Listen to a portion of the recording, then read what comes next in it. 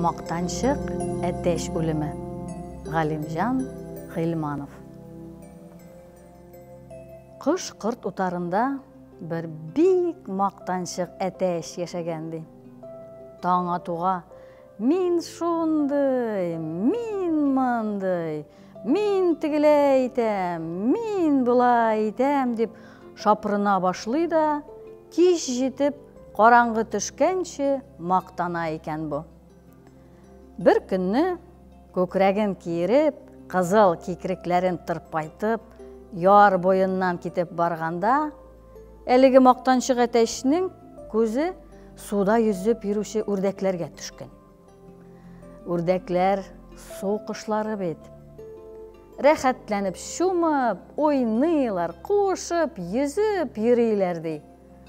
Мақтаншық әтешінің көзлері қызған, яр суы тышқа бәріп шыққан. «Мин дә yüзә білем» деп қышқырған ол, ұзақ ойлап тұрмыша. Судағы үрдеклерге шол жете қалған. Алар яр башында көкірек киіріп жүруші әтешіні үртерге кірішкенлер. «Yüзә білсең, күрсәт әйде» деп қышқырғаннар. Мақтаншық әтеш ұзақ ойлап тұрмаған.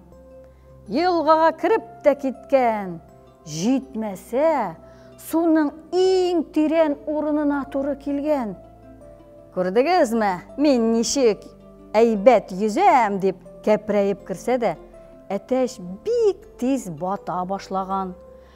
Әммә суға тұншыға хаман «Yüзә білем, yüzә білем, білем, білем» деп қышқыра екен. Әтешнің батып баруын көріп, үрдеклер ердемге ашыққаннар. Әммә тәккәбір әтеш аларны қуып жіберген. «Кетігіз мұннан, керек ме миңа ердемігіз? Көзіме де көрінмегіз, Шулай да су түбіне түшіп барған әтешні үрдек халқы тартып шығарған.